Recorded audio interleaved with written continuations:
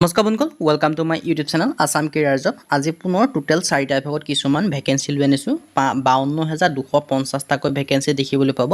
ইয়াত আপোনালোকৰ গ্ৰেড 3 আৰু গ্ৰেড 4 ভেকেঞ্চি আছে। 10 পাছ 12 পাছ ডিগ্ৰী সকলোৰে বাবে ভেকেঞ্চি আছে। সকলোতকৈ বেছি 10 পাছৰ বাবে ভেকেঞ্চি আছে।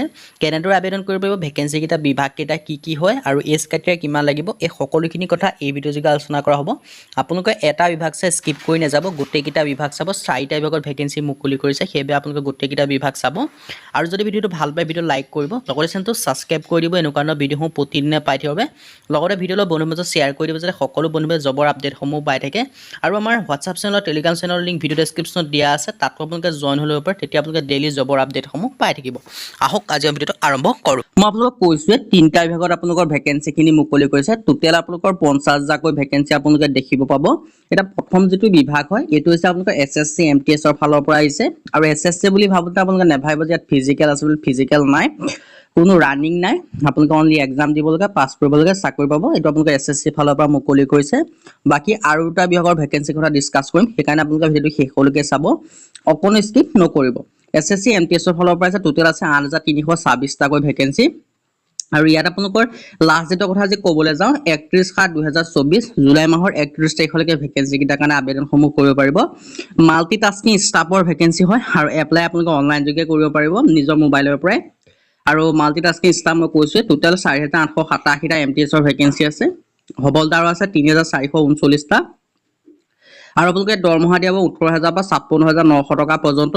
লগতে নেশ্যনেলিটি ইণ্ডিয়ান বিচাৰিছে আৰু এই চিটিজেন অফ ইণ্ডিয়ান হ'লেহে আপোনালোকে আবেদন কৰিব পাৰিব। আৰু এজ লিমিটৰ ক্ষেত্ৰত 18 পৰা 25 বছৰ MTSৰ কাৰণে, 18 পৰা 27 বছৰ হবলদাৰৰ কাৰণে এজ ৰিলেক্সেশ্যন পাব। SC SC কাৰণে 5 বছৰ, OBC কাৰণে 3 বছৰ, PWD কাৰণে 10 বছৰ, PWD OBC কাৰণে 13 বছৰ, PWD SC SC কাৰণে 15 বছৰ আৰু এক্স চাৰ্ভিচমেনৰ কাৰণে 3 বছৰ। এডুকেশ্যন কোৱালিফিকেশ্যন মাত্ৰ 10 পাছ কৰিলে আবেদনসমূহ কৰিব পাৰিব। এই ভেকেঞ্চিকেইটাৰ কাৰণে আবেদন কৰিবলৈ SC SC PWD EGM আৰু ওমেন সকলো কেটেগৰীৰ কোনো ফিজ পে'মেণ্ট কৰাৰ প্ৰয়োজন নাই। বাকী UR OBC কাৰণে 100 টকা পে'মেণ্ট মোড আপোনালোকে অনলাইন যোগে কৰিব পাৰিব। আৰু অসমৰ চেণ্টাৰসমূহ আছে গুৱাহাটী, যোৰহাট, শিলচৰ, তেজপুৰ। অসমৰ চেণ্টাৰ আছে, আপোনালোকে ইয়াত এক্সামসমূহ দিব পাৰিব।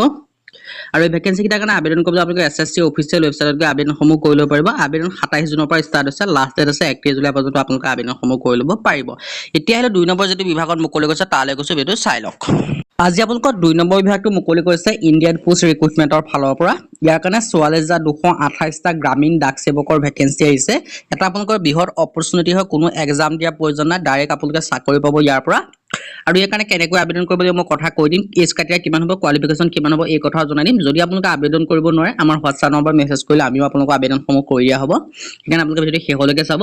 ইয়াত আপোনালোকে দেখা পাইছে ইণ্ডিয়ান পোষ্টৰ ফালৰ পৰা আছে ভেকেঞ্চিখিনি 5/7/2024 আগষ্ট মাহৰ 5 তাৰিখলৈকে আপোনালোকে ভেকেঞ্চিকেইটাৰ কাৰণে আবেদনসমূহ কৰি ল'ব পাৰিব। আৰু ইয়াৰ কাৰণে GDSৰ ভেকেঞ্চি আছে আৰু ABPMৰ ভেকেঞ্চি আছে, BPMৰ ভেকেঞ্চি আছে।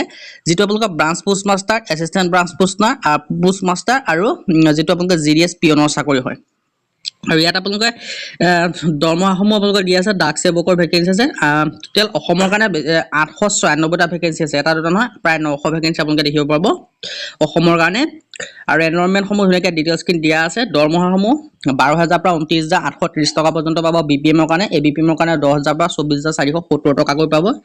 আৰু ইয়াৰ কাৰণে আবেদন কৰিবলৈ 18 পৰা 40 বছৰৰ ভিতৰত সকলো কেন্দ্ৰীয় আবেদনসমূহ কৰি ল'ব পাৰিব।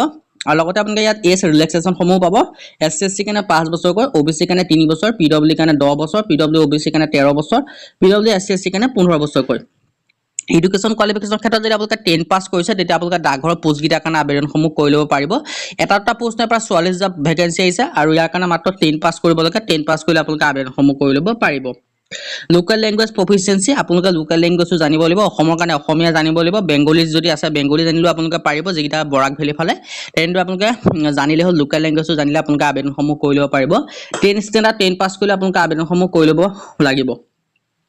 আৰু এটি আছে আধাৰ কাৰ্ড, কম্পিউটাৰ আৰু চাইকেলিঙৰ বিষয়ে জানিব লাগিব বুলি ইয়াত কৈছে। কিন্তু আপোনালোকে চাৰ্টিফিকেট কোনো প্ৰয়োজন নাই, যে আপোনালোকৰ কম্পিউটাৰ চাৰ্টিফিকেট লাগিব বুলি কোনো কথা নাই, আপোনালোকে মাত্ৰ জানিলে হ'ল বুলি কৈছে। আৰু এপ্লিকেশ্যন ফিছৰ কথাত আপোনালোকৰ UR OBC কাৰণে 100 টকাকৈ দিব লাগিব। বাকী SC SC ফিমেল PWD যিটো ট্ৰেন্স ওমেন আছে ইয়াৰ কাৰণে কোনো আপোনালোকৰ ফিজ দিয়াৰ প্ৰয়োজন নাই, মাত্ৰ UR আৰু OBC মেল কেন্দ্ৰৰ কাৰণে 100 টকাকৈ দিব লাগিব।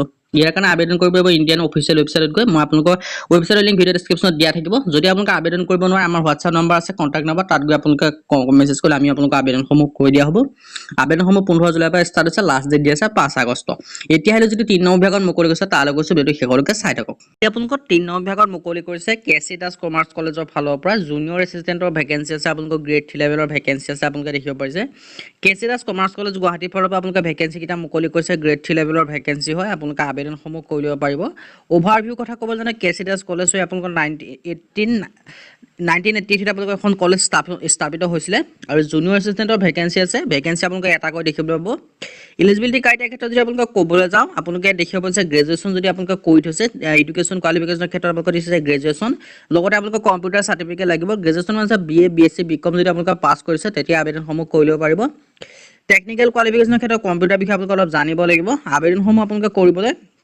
আপোনালোকৰ এখন এপ্লিকেশ্যন ফৰ্ম লাগিব সেই ফৰ্মখন আপোনালোকে ভালদৰে ফিল আপ কৰি আপোনালোকে এই এড্ৰেছটোত আপোনালোকে পঠাই দিলে আপোনালোকৰ আবেদনসমূহ হৈ যাব 22 জুলাই আপোনালোকৰ লাষ্ট ডেট হয় তাৰ আগতে আপোনালোকে আবেদনসমূহ কৰি ল'ব দা প্ৰিন্সিপাল কেচি দাস কমাৰ্চ কলেজ চাটেবেৰী গুৱাহাটী এই এড্ৰেছটো পঠাই দিলে আপোনালোকৰ আবেদনসমূহ হৈ যাব আৰু যদি আপোনালোকে ইণ্টাৰেষ্টেড দেন আপোনালোকে আবেদনসমূহ কৰি ল'ব পাৰিব আজি ভিডিঅ' মানে যদি ভিডিঅ' ভাল পালে লাইক কৰিব লগতে আমাৰ চেনেলটো ছাবস্ক্ৰাইব কৰি দিব পাৰে এনেকুৱা ভিডিঅ' প্ৰতিদিনে পাই থাকিব আজিলৈ